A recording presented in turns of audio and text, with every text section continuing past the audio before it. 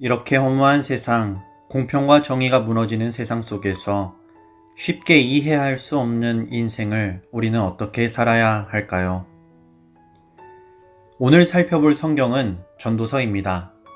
전도서는 자신을 전도자라고 지칭하는 사람의 교훈과 잠언을 기록한 책입니다. 전도서를 명쾌하게 이해하는 것은 쉽지 않습니다. 그래서 주석자들 간에도 의견이 엇갈리는데요. 도대체 전도서의 메시지는 무엇일까요? 그것을 알고 싶다면 먼저 전도자의 인생관을 알아야 합니다. 크게 세 가지로 정리할 수 있습니다. 첫째, 하나님은 만물의 창조주로서 인간에게 삶의 전부를 선물로 주신 분입니다. 그분의 선물은 음식과 음료, 재물과 영예, 정직과 기쁨, 이 세계와 인생 자체를 포함합니다. 둘째, 그러나 인간은 하나님의 크신 계획을 다 이해할 수 없습니다. 실제로 어떤 일들은 전혀 이해할 수 없습니다.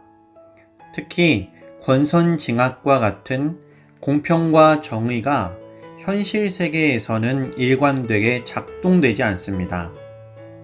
셋째, 죽음만이 평등합니다. 죽음은 부자와 가난한 자, 지혜로운 자와 어리석은 자를 가리지 않고 모두에게 찾아옵니다. 그 삶이 아무리 대단할지라도 한 번 죽으면 그것으로 끝입니다. 결국 전도자의 인생관에 따르면 인생은 이해할 수 없는 일들이 너무 많고 그 끝은 허무한 죽음입니다. 그렇게 인생은 바람처럼 지나가 버립니다. 그래서 전도서의 첫 장과 마지막 장에는 모든 것이 헛되도다 라는 후렴구가 있습니다.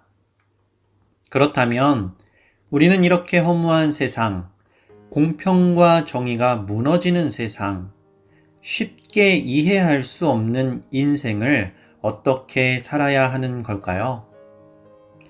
전도자는 이러한 인생에 대한 교훈을 여러 주제에 걸쳐 제시합니다. 그리고 마지막에 이르러서 젊은이들을 위한 결론적인 충고를 제시합니다. 그것은 바로 젊을 때 인생을 누리되 창조주를 기억하면서 누리라는 것입니다. 이 대답은 어차피 한 번 사는 인생 마음껏 즐겨라가 아닙니다. 오히려 이해할 수 없는 인생이더라도 하나님께서 주신 선물로 여기고 살라는 것입니다. 왜냐하면 결국 행복은 얻는 것에 있지 않고 삶을 사는 여정 자체에 있기 때문입니다. 덧없이 사라지는 것을 얻으려고 애쓰는 것보다 선물로 받은 인생 자체를 누릴 때 우리는 만족과 즐거움을 얻을 수 있습니다. 그리고 무엇보다 그리스도인들은 공의로운 심판을 믿습니다.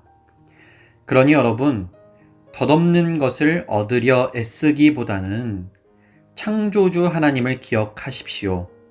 그러면 인생의 여정 자체를 누릴 수 있을 것입니다. 때때로 이해할 수 없는 삶이더라도 공의로운 하나님을 기억하십시오.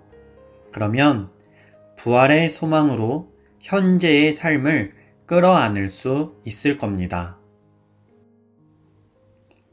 오늘 영상은 여기까지입니다. 그럼 저는 다음 영상으로 다시 찾아뵙겠습니다. 또 오세요. 굿잼.